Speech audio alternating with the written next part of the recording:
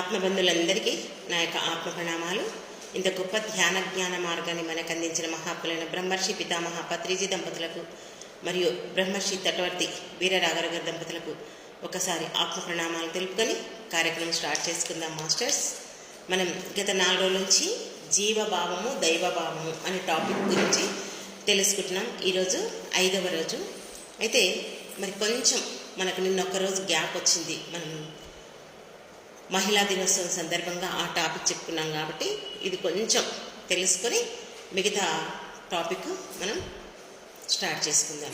ఏంటి జీవభావం దైవభావం? మనం ప్రతిరోజు సాధన చేస్తున్నాం, జ్ఞానం పెంచుకోవడానికి ప్రయత్నం చేస్తున్నాం. అయితే ఆ జ్ఞానం పెంచుకోవాలనే తపన ఎప్పుడైతే మనకు ఎక్కువ అవుతుందో ఆటోమేటిక్గా మన ముందుకు పుస్తకాల రూపంలో గురువు రూపంలో ఆ జ్ఞానాన్ని అందుకోవడానికి మనకు ఆ ప్రకృతి సపోర్ట్ చేస్తుంది. అయితే మనం చేయాల్సింది చేస్తూ ఉంటే ఆ భగవంతుడు ఆ ప్రకృతి మనకు ఈ సహాయ సహకారాలని అందిస్తాడు. అది మనం చెప్పుకున్నాం భగవద్గీతలో, అనన్యా చింతమాం, కృష్ణుడు చెప్పినటువంటి ఏది చింత పెట్టుకోకుండా నా మీద చింత ఉంచండి, నేనే అన్నీ చూసుకుంటాను అని మనకు ఆ శ్లోకం ద్వారా చెప్పింది. అంతేకాకుండా అహం బ్రహ్మస్మి, తత్వమసి, సర్వం కల్విదం బ్రహ్మ, ఇవన్నిటిని మనం 3 బాగా పట్టుకోవాలి, వాటిని ఆచరించాలి. ఆ 3 ఎవరైతే ఆచరిస్తారో వారే పూర్ణ పురుషులుగా అవుతారు అని చెప్పారు.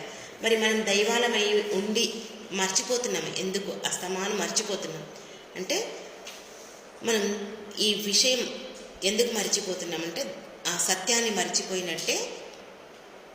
ఎందుకు మర్చిపోయాం అంటే మనలో ఉన్నటువంటి అజ్ఞానమే దీనికి కారణం.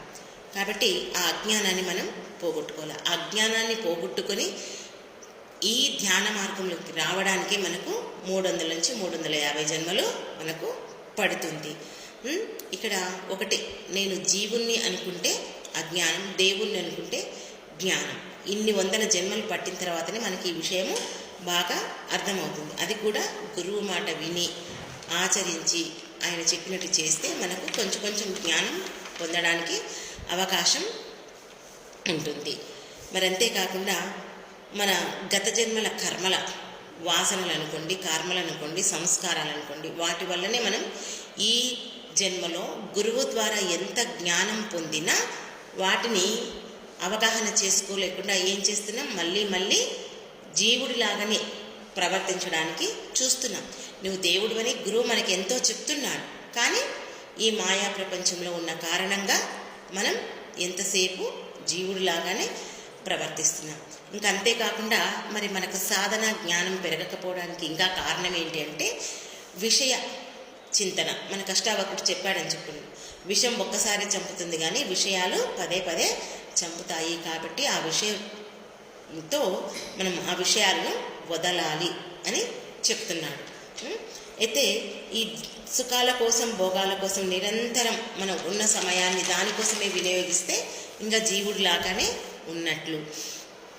మహాత్ములు ఏం చెప్పారు, మనం తినే ఆహారం వల్ల మన సాధన పెరుగుతుందా తగ్గిస్తుందా, దాని గురించి కూడా మనం ఆలోచించాలి. మళ్ళీ అలాంటి ఆహారాన్ని తీసుకోవాలి. మరి దానికే శంకరాచార్యులు వారు ఏం చెప్పారు, మన ఏవ మనుష్యాన కారణం బంధమోక్షాయ అన్నారు.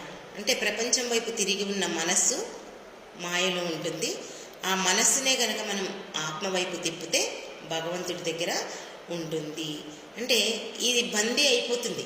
నోటితో రుచి చూసిన వాటికి, కళ్ళతో చూసిన వాటికి, చెవులతో విన్న వాటికి ఇది బందీ అయిపోతుంది. ఆ బంధాన్ని వదిలేసుకోవాలి. వదలాలి అంటే మనం సాధన్నే దానికి మార్గం. మరి వీటన్నిటినీ మార్చుకుంటుంటేనే మనం ఏది తినాలి, ఎలాంటి ఆహారం తీసుకోవాలి, ఎంత ఆహారం తీసుకోవాలి అనేది మనకు బాగా అర్థమవుతుంది. అందుకే ఒకటే చెప్పాను, మనసు దగ్గర ఆగే ధ్యానం చెయ్యవద్దు, ఆత్మ దగ్గరికి చేర్చే ధ్యానాన్నే చెయ్యండి అని చెప్పారు. నిత్యానిత్య వస్తు వివేకం కూడా ఉండొద్దు అని చెప్పి శంకరాచార్యుల వారు ఇంకొక విషయం చెప్పారు. మరి మనం తీసుకునే ఆహారం ఎలా ఉండాలంటే ఈ శరీరం నిలబడడానికి, మనకు సాధన కుదరడానికి. మనం ఆహారం తక్కువ తీసుకున్నా ఆకలితో ధ్యానం కుదరదు. ఆహారం ఎక్కువ తీసుకున్నా భుక్తాయాసంతో నిద్ర వస్తుంది, కానీ మనకు సాధన కుదరదు. అందుకే మితమైన ఆహారం తీసుకోవాలి, మితంగా తినాలి. అందుకే మనం చూడకూడనివి, మాట్లాడకూడనివి, వినకూడనివి చూస్తే చేస్తే మళ్ళీ మనకు జీవభావం ఉన్నట్లే. అందుకే వీటిని మనం తొలగించుకోవాలి. ఇంకా ఇంకా ఏం చెప్పిందంటే, రాముడు ఆంజనేయ స్వామితో చెప్పింది ఏంటి అంటే, సాధకులకు ఇంద్రియ నిగ్రహం ఉండాలి. ఎలా అంటే ఒక తాబేలుతో పోల్చి చెప్పింది మనకు. తాబేలు ఎప్పుడైతే తనకు అవసరం ఉంటుందో ముందుకు వెళ్తుంది, అవసరం లేదంటే తన అవయవాలన్నింటినీ ఒక దగ్గర చేర్చి ఉంచుకుంటుంది. అలాగే మనం కూడా మనకి ఎంత అవసరమో మన కళ్ళను కానీ మన చెవులను కానీ వాటి వైపు దృష్టిని మళ్లించాలి. అవసరం లేనప్పుడు మన కళ్ళను మూసేసుకోవాలి, మనతో మనం ఉండాలి, ఆ భగవంతుడితో మనం ఉండాలి. ఇంకా ఈ బాహ్య విషయాల్లో తిరిగినటువంటి మనసు ఎలా ఉంటుంది అంటే, ఒక వజ్రం కనుక మట్టిలో కూరుకుపోతే ఎంత దుమ్ము పట్టుకొని పోయి మనకు ప్రకాశించకుండా ఉంటుందో, మన మనసు కూడా అదే విధంగా తయారయ్యింది ఈ బాహ్య విషయాలతో.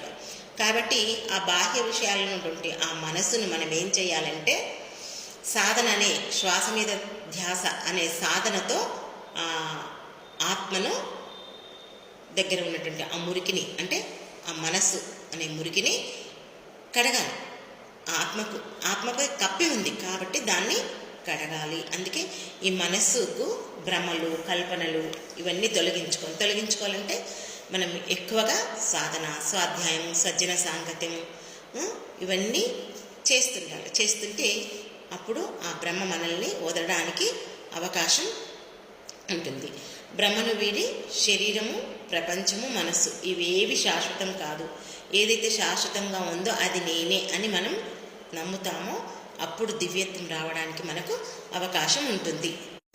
మనం ఈ బంధాలనుకోండి, ప్రపంచ విషయాలు అనుకోండి, ఈ కల్పనలన్నిటినీ వదలాలి. అంటే మనస్సు వదలదు.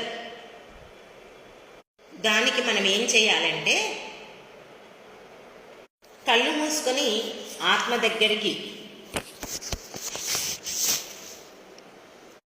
చేరి సాధన అనే నీటితో మనసుకు ఉన్న మురికిని తొలగిస్తుంది చేరిస్తే. అందుకే విషయ చింతనల వల్ల మురికి అయిన మనస్సు ఆత్మచింతన వల్ల శుద్ధత్వం పొంది బ్రహ్మంగా మారుతుంది. ఉన్నాయి కదా మనకి మన బంధాలు, ఆ బంధాల వల్ల కానీ ప్రపంచంలో ఏదైనా ఫంక్షన్ వచ్చింది వెళ్తాం, లేదా ఏదైనా బజార్లో అవసరం ఉంది వెళ్తాం. అవన్నీ మనకు కల్పనలుగా ముద్ర పడిపోతాయి. వీటన్నిటినీ వదలాలంటే ఈ మనసు వదలదు. అది ఒక ఫోటో తీస్తే, మనం ఫోటో దిగడానికి నిలబడి ఫోటో తీయించుకుంటే ఇట్లా ప్రింట్ చేసుకొని వస్తుందో, అలాగే ఈ మనసు కూడా మనం చూసే వాటన్నిటిపైన అలా ప్రింట్ చేసి మన మనసులో ఉంచుకుంటుంది. అలా ఉంచుకోవడం వల్లనే మనకు ధ్యానంలో కూర్చున్నప్పుడు అవన్నీ గుర్తు వచ్చి ధ్యానం కుదరకుండా ఉంటుంది. అట్లా మనసు మురికిగా తయారైంది. ఈ మురికి అయినటువంటి ఆ మనస్సును ఏం చేయాలి? మనము మన రెండు కళ్ళు మూసుకొని శ్వాస మీద ధ్యాస పెట్టి ఆ ఆత్మ దగ్గరికి చేర్చాలి. ఆ శ్వాసను చేర్చినప్పుడు ఏమవుతుంది? ఆ సాధన అనే నీటిని ఎప్పుడైతే మనం అందిస్తామో ఆ మురికి తొలగిపోయి మనకు కాసేపటికి ఆ ధ్యానం అనేది కుదురుతుంది. ఇది మనం రోజు చేసే పనే ఇది కదా. అయితే ఇక్కడ మనకొకటే ఏం తెలుస్తుంది మనకు అంటే, జన్మజన్మల సంస్కారాల వల్ల ఉండొచ్చు, లేదా వాసనల ఉండొచ్చు. దీనివల్లనే మనం ఎంతసేపు జీవుణ్ణి అనే భ్రాంతి మనకు ఉంటుంది. అది జన్మజన్మల నుంచే వస్తుంది, నేను జీవుని అనే భావం. ఈ అజ్ఞానం మనకు పోవాలి. పోతేనే అప్పుడే కానీ మనకు జ్ఞానం పెరగడానికి అవకాశం ఉంటుంది. నెక్స్ట్, జ్ఞానం పెరగడం అంటే సత్యాన్ని తెలుసుకున్నట్టే. అందుకే మనిషి జీవభావం వదిలి దైవభావంలోకి రావాలి.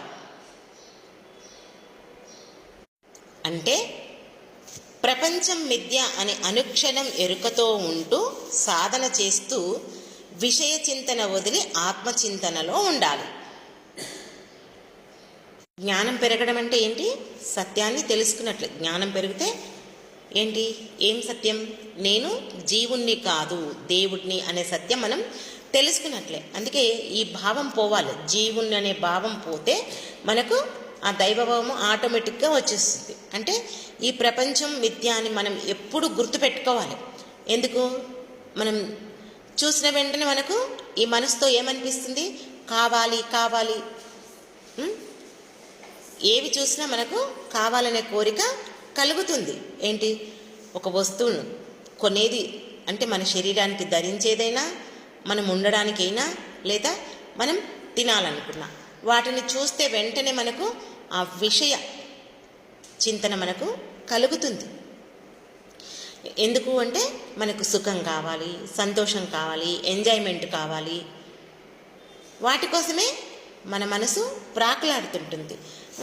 కాబట్టి బుద్ధి నేను అనుకున్నదన్నీ సాధించాలి, మనసేమో కోరుతుంది, బుద్ధి ఏమో సాధించాలి అనుకుంటుంది. కాబట్టి ఎందుకు ఇవన్నిటికీ కారణం ఏంటంటే ఈ మనస్సు ఎప్పుడూ బాహ్యంగా తిరుగుతూనే ఉంటుంది. కూర్చున్నాం పేరుకి, ఇక్కడ క్లాస్ వింటున్నాం, నేను చెప్తున్నా, మీరు వింటున్నారు. ఎవరి మనసు ఎక్కడ ప్రయాణిస్తుందో తెలియదు. చూడడానికి మరి క్లాసు విన్నట్లే ఉంటుంది, చెప్తున్నట్లే ఉంటుంది. కానీ ఏమరపాటున కూడా మన మనస్సు పక్కకు వెళ్ళొద్దు. చూడండి, మీరు బాగా గ్రహిస్తే తెలుస్తుంది. మనం క్లాసు శ్రద్ధ పెట్టి విన్న రోజు ఎంత బాగా అర్థమవుతుంది. ఏదో కూర్చున్నాంలే, ఈరోజు ఆదివారం, అందరికి ఏముంటుంది? ఇంట్లో పిల్లలు, భర్త అందరు ఇంట్లో ఉంటారు కదా. ఎప్పుడైపోతుందిరా ఈ క్లాసు అనే విధంగానే ఉంటుంది. అందుకే చాలామంది కూడా జైన్ గారు, చాలామంది కూడా అసలు అన్ని చోట్ల ఏంటి సండే వస్తే క్లాసులు నిర్వహించుకుంటారు. ఎందుకు? ఆ రోజైతే ఎక్కువ సమయం ధ్యానం చేయొచ్చు అని. కానీ మన జర్షల్లో మాత్రం ధ్యానానికే డుమ్మ కొడతాం. అంత గొప్ప జర్షల మనది. మరి ఒక జర్షలనే ఇన్ని రోజులు నేను అనుకున్నా, కానీ జూమ్లో జాయిన్ అయిన వాళ్ళు మరి ఒక జర్షల్లో కాదు కదా, ఎన్నో ఊర్లు ఉన్నాయి కదా. వాళ్ళకు కూడా అందరికీ చూడు సండే అంటే ఇంక అయిపోయి డుమ్కా. ఇది బాగా అర్థమైంది. నేను ఈరోజు జర్షల్లో ఒక్కటే అని చెప్పేసి చాలా అనుకునేదాన్ని ఎక్కడైనా సరే. కానీ చాలామంది మాస్టర్స్ ఏం చేస్తారంటే ప్రత్యేకంగా ఆ రోజు క్లాస్ నిర్వహించుకుంటారు. ఆ రోజు ఎక్కువ టైం తీసుకొని. అందుకే అయితే ఎందుకు అంటే ఆ రోజు మంచిగా సినిమాలు చూడవచ్చు, షికార్లకు తిరగవచ్చు, ఏవైనా కొనుక్కోవచ్చు. ఇదే ఆలోచన మనిషికి, అంతకు తప్ప ఇంకేమీ లేదు. ఇన్ని సంవత్సరాలైంది పుట్టినప్పటి నుంచి ఇప్పటి వరకు సినిమాలు చూస్తున్నాము, కోరినవి తింటున్నాము, అనుకున్నవన్నీ కొనుక్కున్నాము, ఎంజాయ్మెంట్ పడుతూనే ఉన్నాం. కానీ దేనివల్ల మనకు లాభం వచ్చింది, ఏం జరిగింది, ఏం మనం పొందాము దాని గురించి అనే ఆలోచన ఎవరికీ లేదు. ఎప్పుడు పోతామో తెలియదు కదా. మరి పోయిన తర్వాత వెంటనే వస్తామా అంటే నమ్మకం లేదు. ఎన్ని కోట్ల సంవత్సరాలు పడుతుందో మనకే తెలియదు. ఇన్ని చెప్తున్నా మళ్ళీ ఎక్కడ వేసిన గొంగడి అక్కడే. ఇప్పుడు అదే ఉంది. ఓకే, ఒక్కటే గుర్తుపెట్టుకోవాలి, గురువు మాట వినకపోతే మన సాధన ఎంత చేస్తున్నా ఎక్కడేసిన గొంగడి అక్కడే ఉంటుంది. అందుకే కొంచెం ప్రాపంచిక జీవితాన్ని త్యాగం చేయాలి. చేస్తేనే ఆధ్యాత్మిక జీవితానికి కొంచెం ముందుకు వెళ్ళగలగడానికి మనకు అవకాశం ఉంటుంది. కాబట్టి ఇలాంటి ఆధ్యాత్మిక విషయాలు విన్నప్పుడు మనం చింతన చేయాలి. చింతన అంటే ఏదో ఫికర్ కాదు, ఎలా దీని ద్వారా నేను ఏ జ్ఞానం నేర్చుకోవాలి అనేది చింతన చేయాలి. ఓకే, నెక్స్ట్, ఏది శాశ్వతం, ఏది అశాశ్వతం, ఏది జీవభావం, ఏది దైవభావం, ఇవన్నీ ఎప్పటికప్పుడు మనం విచారణ చేసుకుంటుండాలి. ప్రతి క్షణం మనం వెళ్ళాలి, ఫంక్షన్కి వెళ్ళాలి, వెళ్ళకుంటే కాదు. మన పనులన్నీ మనం చేసుకోవాలి. మనకు పత్రిక చెప్పిందే అది కదా, 50% 50-50 అని చెప్పిందే అది. కాబట్టి మనం అన్నీ చేయాలి. చేస్తూ ఏం గుర్తుపెట్టుకోవాలి, ఏది శాశ్వతం, ఏది అశాశ్వతం, ఏది జీవభావం, ఏది దైవభావం, ఈ రెండింటిని మనం గుర్తుంచుకుంటే అజ్ఞానంలో పడిపోకుండా, ఆ మనసు ప్రభావంలో పడిపోకుండా ఉండడానికి అవకాశం ఉంటుంది. ఎందుకంటే ఈ మనసు చాలా ఏమంటారు, ఆ గాలి కంటే ఎంతో వేగంగా ప్రయాణిస్తుందంట. మనకు ఒకసారి గాలి వస్తే ఎంత వచ్చేస్తుంది కదా, ఆ గాలి కంటే ఎక్కువ అతి వేగంగా ఈ మనసు ప్రయాణం. మనకు చెప్తారు ఏంటి, కూర్చున్నతోనే కూర్చుంటాము, మనం అమెరికా వెళ్ళాలంటే ఈ మనస్సు 2 నిమిషాల్లో వెళ్ళేస్తుందంట. దీనికి ఇంకా మన మామూలుగా మనం ప్రాపంచిక జీవితంలో మనమే మనిషి పోవాలంటే వీసా కావాలి, టికెట్ కొనుక్కోవాలి, లగేజ్ సర్దుకోవాలి, 3 నెలలు 4 నెలల ప్లానింగ్ ఉండాలి.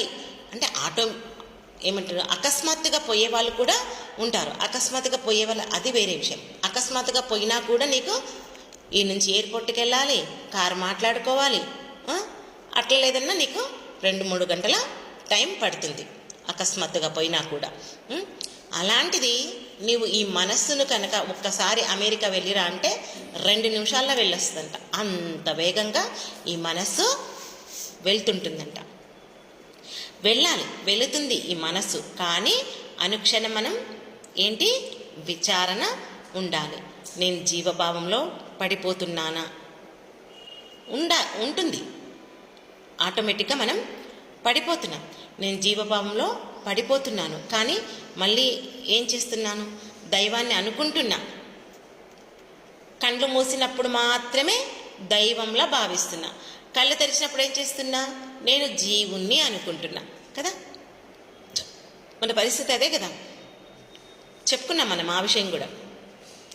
క్లాసు విన్నంతసేపు మాత్రమే మనము దేవుళ్ళగా అంటే ఆత్మగా ఉంటాం.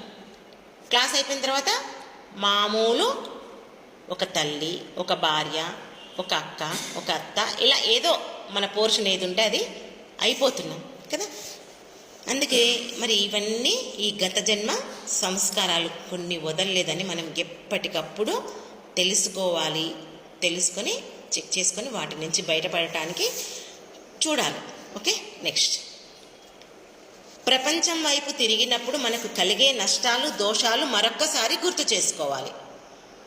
అదే మనం ఇప్పుడు చెప్పుకుంటున్నాం, తిరగాలి పోవాలని. కానీ పోయినప్పుడు మనకి ఎలాంటి కష్టాలు కలుగుతున్నాయి, ఎలాంటి దోషాలు కలుగుతున్నాయి అంటే, ఓ ఫంక్షన్కి వెళ్తాము, అక్కడ ఏదో మాట్లాడిస్తారు, వాళ్ళు మాట్లాడించకపోయినా వాటిని చూసి మనమే మాట్లాడతాం. ఎందుకంటే నోరు ఊరుకోదు కదా, ఇంకా అంత కట్టిడి రాలే కదా, ఏదో ఒకటి మాట్లాడేస్తాం. నేనే ఉన్నా. ఏమైంది, ఇంతకుముందు అయితే నేను కొంచెం ఏమంటారు, ఆ పలకరించిన పలుకు రియాక్ట్ ఎక్కువ అవుతుంది. రాత్రి ఒక పూజ ఉంటే పోతే నాకంటే ముసలోళ్ళు వాళ్ళు, చాలా పెద్ద వయసు వాళ్ళు, ఆరోగ్యం బాగుందా అని అడిగినారు నన్ను. ఎప్పుడు ఆ క్వశ్చన్ నన్ను వేసింది, ఆరోగ్యం బాగాలేనప్పుడు అందరు వేసే క్వశ్చన్ అది. నేను శుభ్రంగా ఉన్నా, ఇన్నేళ్ళైనా మళ్ళీ నన్ను అదే క్వశ్చన్ ఇస్తారు చూడు. నాకు సుర్రమంటుండే, ఇంతకుముందు కోపం వస్తుండే. అరే ఇంత చిన్న వయసులో నేను ఈ మాట అడిగించుకోవాలా అనేది ఒకటి ఉంటే, నిన్న చూస్తే అసలు వాళ్ళు ఆ మాట అడిగితే నాకేమి కోపం రాలే. ఎందుకంటే ఆ పెద్ద మనుషులు వాళ్ళు ఇంకా మామూలుగా వాళ్ళ యొక్క వే ఆఫ్ టాకింగ్ అట్లే ఉంటుంది, వాళ్ళకి అంతే అర్థమవుతుంది, వాళ్ళు ఇంకా అంతల్లే ఉన్నారు అనేది అర్థమైంది. అట్లా దేనికోసం చెప్తున్నా నేను ఈ విషయం అంటే, మనకి ఇక్కడ వచ్చింది ఏంటి, ప్రపంచం వైపు తిరిగినప్పుడు అంటే మనం బయటికి వెళ్ళినప్పుడు మనకు కలిగే నష్టాలు, దోషాలు మరొకసారి గుర్తు చేసుకోవాలి. అదే పాతగా నేను రియాక్ట్ అయింటే అక్కడ నేను ఒక కర్మను తీసుకుని వస్తుంటే, నేను ఇంకా కనీసం మీరు కూడా బాగున్నారా, మీ ఆరోగ్యం బాగుందని కూడా అడగలేదు. నవ్వుతూ స్మైల్ ఇచ్చుకుంటూ వచ్చేసిన అంతే. అంటే ఆ విధంగా అంటే మనం ఎంత ఎదిగాము, ఎక్కడ ఇరుక్కపోతున్నాము, ఎక్కడ ఇరుక్కపోతలేము ఏంటి అనేది మనం చూసుకోవాలి. ఆ విధంగా ప్రతి క్షణం మనం ఎరుకతో ఉన్నామనుకో, ఇక మనం ఎక్కడ కర్మలు తెచ్చుకోం. Okay, next. ఇన్ని జన్మలు నేను ప్రపంచం వైపు తిరిగినా ఫలితం ఏమొచ్చింది, కర్మలు.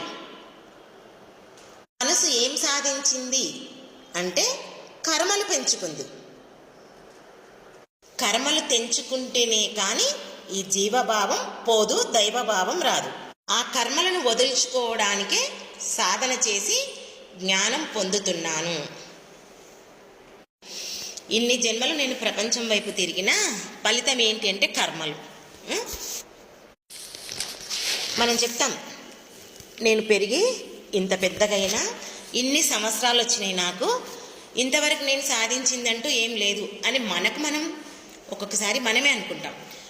ఒక్కొక్కసారి ఒక తండ్రి ఒక కొడుకును కూడా అనవచ్చు. ఏదైనా విషయానికి కోపం వస్తే, ఓ ఎప్పో ఇన్ని సంవత్సరాల నుంచి నువ్వు సంపాదించిన అంటావు, అదంటావు, ఇదంటావు, ఎక్కడ జమ చేసినావు, ఏంది ఆస్తి గురించి మాట్లాడుతుంటారు. ఇక్కడ నిజంగా మనము మన జీవితం గురించి మనం ఆలోచిస్తే అందరు చేసేదే మనం చేసినాం కదా. అందరు ఏం చేస్తారు? జన్మ తీసుకుంటారు, పెరుగుతారు, పెళ్లి చేసుకుంటారు, పిల్లల్ని కంటారు, వాళ్ళని పెంచి పోషిస్తారు, వాళ్ళకు కావలసినటువంటి మంచి చెడ్డ అంటే ఆస్తి అవన్నీ పెంచుతారు. దాంట్లో గొప్ప ఏముంది అనే క్వశ్చన్ వేసుకుంటామా ఎప్పుడైనా మనము? ఇక్కడ తిరిగి పక్కనోని కంటే ఆస్తి మనకు ఎక్కువ ఉందా లేదా, పక్కనోని కంటే కారు మంచిగా ఉందా లేదా, పక్కనోని కంటే బంగ్లా బాగుందా లేదా, ఇంతే ఆలోచిస్తాం. కానీ ఇంతకు మించింది ఏదైనా ఉంది అని ఆలోచిస్తున్నాం. ఇవన్నీ చేయడం వల్ల నువ్వు ధర్మంగా చేస్తున్నావా, న్యాయంగా చేస్తున్నావా, సత్యంగా ఉన్నావా అంటే మళ్ళీ అన్నీ అక్కడ అధర్మము, అసత్యము, అబద్ధము. ధర్మము లేదు, సత్యము లేదు, ఏది లేదు.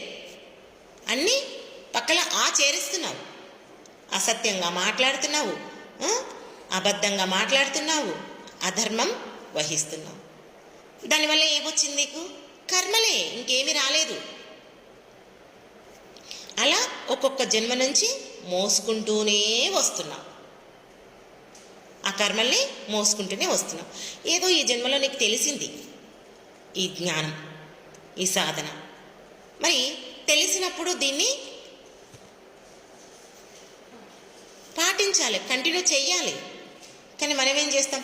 ఓ ఎబ్బో కళ్ళు మూసుకొని కూర్చోవాలా, అంతసేపు కూర్చోవాలా, అంతసేపు నా వల్ల ఏడైతుంది, మంచిగా 2 గంటల సినిమా చూస్తే కళ్ళకు ఎంటర్టైన్మెంట్ అవుతుంది, మనసుకు ఆహ్లాదాన్ని ఇస్తుంది అని మన మనసు ఇలా కోరుతుంటుంది. కానీ ఆ తాత్కాలికమైన ఆనందం కంటే ఈ మనస్సును ఆ భగవంతుని దగ్గర చేరిస్తే ఎంత ఆనందం ఉంటుందో అది ఆ ఆనందం పొందిన వాళ్ళకే, ఆ అనుభూతి చెందిన వాళ్లకు మాత్రమే అర్థమవుతుంది. కానీ మనం ఎవరికి ఎన్ని రకాలుగా చెప్పినా అర్థం కాదు. అందుకే ప్రతి ఒక్కరూ ఈ ఆత్మానుభూతిని పొందాలి. అందుకే కదా ఆ కర్మలను పోగొట్టుకోవడానికి మనం ఏం చేయాలి? సాధన చేసి జ్ఞానాన్ని పొందాలి. అయితే ఇక్కడ చేస్తున్నాం సాధన, కానీ మళ్ళీ ఈ మనసును ఆ ప్రపంచం వైపు తిప్పి కర్మల్ని పోగు చేసుకుంటాం. ఆ కర్మలు పోగు చేసుకునేటప్పుడు ఎట్లా ఉండాలి అంటే ఎరుకతో ఉండాలి. ప్రతి ఒక్క క్షణం ఎరుకతో ఉండాలి. ఎరుకతో జీవిస్తే ఈ అజ్ఞానం నుంచి, ఆ సంస్కారము నుంచి మనం బయటపడగలుగుతాం, వదులుకోగలుగుతాం. Okay, next. ప్రపంచం మీద, శరీరం మీద మమకారం, మనస్సు మీద మమకారం తగ్గాలి అని మనకు మనంగా తెలుసుకుంటూ పడిపోతున్నప్పుడు దానివల్ల నష్టాలు చూసుకోవాలి. అంటే ఇప్పుడు చెప్పుకున్నాం మనం, అనుక్షణం ఎరుకతో ఉండాలి. ఎక్కడ పడిపోతున్నా, నేను దేనికి లొంగిపోతున్నా అంటే తినే వాటి మీద, చూసే వాటి మీద, వినే వాటి మీద. ఆ విన్నప్పుడు, చూసినప్పుడు, తిన్నప్పుడు ఎక్కడుంటుంది అంటే బాహ్యంగా ఉంటుంది మనసు. కళ్ళు మూస్తేనే కదా నీ లోపలికి నువ్వు ప్రయాణించేది. అయితే అక్కడ ఎలాంటి నష్టం కలుగుతుంది? నువ్వు ఎంత సాధన శక్తిని కోల్పోతున్నావు. నువ్వు పెంచుకున్న జ్ఞానాన్ని ఎంత కోల్పోతున్నావు అని అక్కడ చూసుకోవాలి. ఉదాహరణకు ఓ నిచ్చెన ఉంది. నిచ్చెన ఎక్కేటప్పుడు ఒక 2 మెట్లు ఎక్కగానే కొంచెం జారామనుకోండి, జారితే ఏమైతే కింద పడతాం, డప్పని లేస్తాం, అవునా? అదే పూర్తి పైకి ఎక్కాం, ఎక్కిన తర్వాత చివరి మెట్టు ఎక్కాలి, ఎక్కినప్పుడు కాలు జారింది, కింద పడ్డావు, లేవలేవు సైతం నడుమో కాలో ఇరిగిపోతుంది, అవునా కదా? అట్లా ఈ ప్రపంచంలో తిరిగేటప్పుడు మనం ఏం చేయాలి? ఎరుకతో ఉండాలి.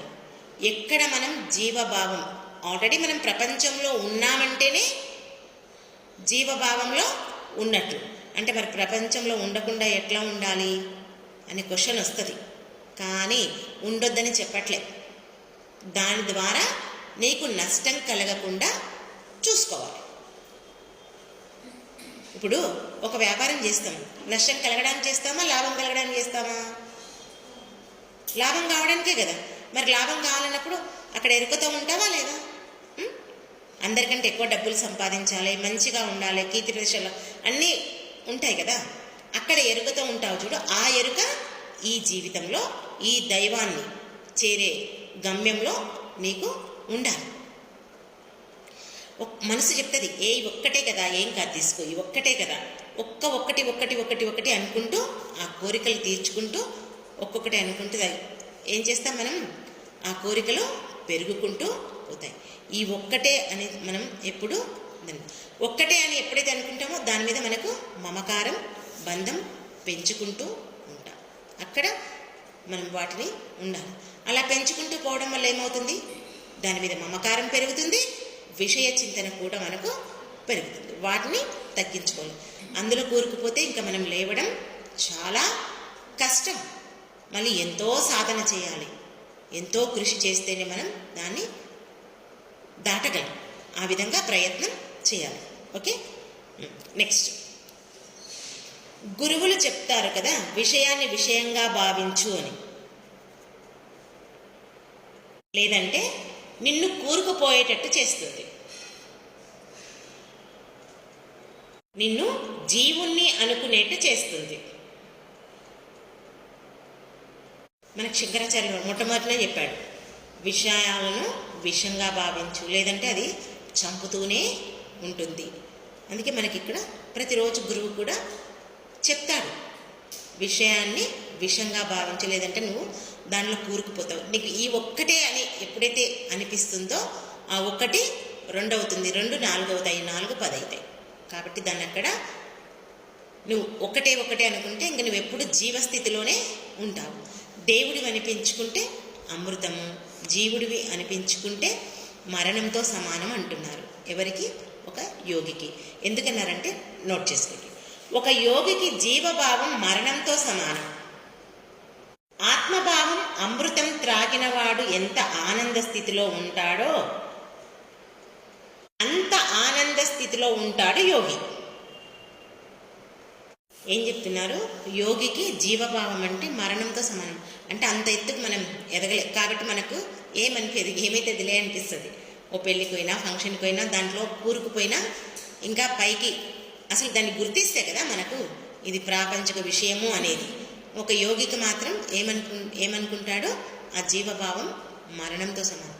అదే ఆత్మభావం అంటే అమృతం తాగితే ఎంత ఆనందంగా ఉంటాడో. నిజంగా మనం సాధన చేసినప్పుడు ఆ ఆత్మానుభూతి ఎప్పుడైతే పొందుతామో, ఆ ఆత్మానుభూతి పొందిన రోజు ఎట్లుంటుంది మనకు? ఎంత ఆనందంగా ఉంటుంది.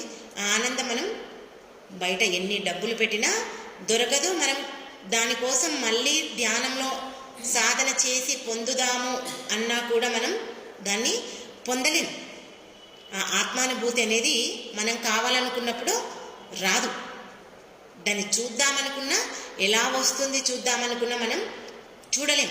అది వచ్చినప్పుడే దాన్ని పొందాలి. అంటే మనం ఒక్కొక్కసారి అబ్బా ఎంత బాగుంది, అసలు ఎంత ఆనందంగా ఉంది, అనవసరంగా లేపావు నన్ను. మనం అమావాస్య రోజు ధ్యానం పెట్టుకుంటాం, ఉదయం 10 నుంచి 1 వరకు, సాయంత్రం 5 వరకు ఉంటుంది. ఆ 3 గంటల ధ్యానంలో ఉదయం ఎలా ఉంటుంది? అబ్బా అనవసరంగా లేపింది, ఇంకా కాసేపు అయితే బాగుంటుండే అనే స్థితిలో ఉంటారా ఉండరా? మరి అది ప్రతిరోజు దొరుకుతుందా మనకు? దొరకదు. మనకు మంగళవారం కానీ, పౌర్ణమి ధ్యానం కానీ, అమాస ధ్యానం కానీ 3 గంటలు. అందుకే మనం సాధన ఎక్కువ చేయాలి. ఎక్కువ చేస్తే ఆ భగవంతుని దగ్గర ఎక్కువగా మనం ఉంటే ఆ స్థితిని మనం పొందుతాం. ఇప్పుడు ఓ సినిమా చూస్తున్నాం. సినిమా చూసినప్పుడు మనకు బాగా నచ్చినప్పుడు ఏమనిపిస్తుంది? అప్పుడే అయిపోయింది అబ్బా, ఇంకా కొద్దిగా ఆయన చూపించింది అయిపోతుండే కదా. వాడు నెక్స్ట్ పార్ట్ గుంచుతాడు లేదా మళ్ళీ సెకండ్ పార్ట్ తీస్తామని చెప్తారు. ఇంకా సీరియల్స్ ఉంటే ఇంకా అవి మనం చెప్పనే వద్దు. దానివల్ల బీపీ షుగర్ తప్ప ఇంకేమీ రాదు. కాబట్టి ఆ ఆనంద స్థితి కోసమే ఒక యోగి చేస్తాడు. అయితే జీవభావం నుంచి దైవభావానికి రావడానికే మనల్ని సద్గురులు ఈ మార్గం గుండా మనకు ఆ కావలసినంత జ్ఞానాన్ని మనకు బోధిస్తుంటారు. దానికి కావలసినటువంటి జాగ్రత్తలు కూడా వాళ్ళే చెప్తుంటారు. కానీ మనం ఈ చెవిలో వింటూ ఈ చెవిలో వదిలిపెట్టకూడదు. వాటిని జాగ్రత్తగా విని దాన్ని ఆచరించాలి. ఎంతగా మనం గురువుల యొక్క మాటలను ఆచరణలో పెట్టుకుంటామో, సాధన చేస్తామో ఆ జ్ఞానం పొందుతాము. ఆ జ్ఞానం మనకు వస్తాయి. గత జన్మల వాసనలు వస్తాయి, సంస్కారాలు వస్తాయి, కర్మలు వస్తాయి, అన్నీ వస్తాయి. వాటన్నిటినీ వదిలేసుకొని మనం ఏం చేయాలి? ఆ అమృత స్వరూపుడిగా ఆత్మభావంతో ఆ దైవత్వాన్ని నింపుకోవడానికి మనం చూసుకోవాలి. ఓకే, నెక్స్ట్ మన స్వస్థితిని ఎప్పుడూ మర్చిపోకూడదు. మన స్వస్వరూపాన్ని ఎప్పుడూ గుర్తుపెట్టుకోవాలి. ఈ విధంగా జీవభావం తొలగించుకొని దైవభావం నిలుపుకోగలగాలి. అంటే మనం ఎప్పుడూ ఆత్మలము, భగవంతులము, దేవులము అనే ఆ స్థితిని మర్చిపోవద్దు. మన స్వరూపాన్ని మనం మర్చిపోవద్దు. ఎప్పుడైతే మర్చిపోకుండా అనుక్షణం గుర్తుంచుకుంటామో ఆ మాయలో పడకుండా ఏమవుతుంది? ఆ జీవభావం పోయి దైవభావం నిలిచిపోతుంది. దానికే చేసేది మనం ప్రతిరోజు నిరంతర సాధన. ఓకే మాస్టర్స్, ఈ అవకాశం నాకు ఇచ్చినందుకు మీ అందరికీ నా యొక్క కృతజ్ఞతలు. Thank you.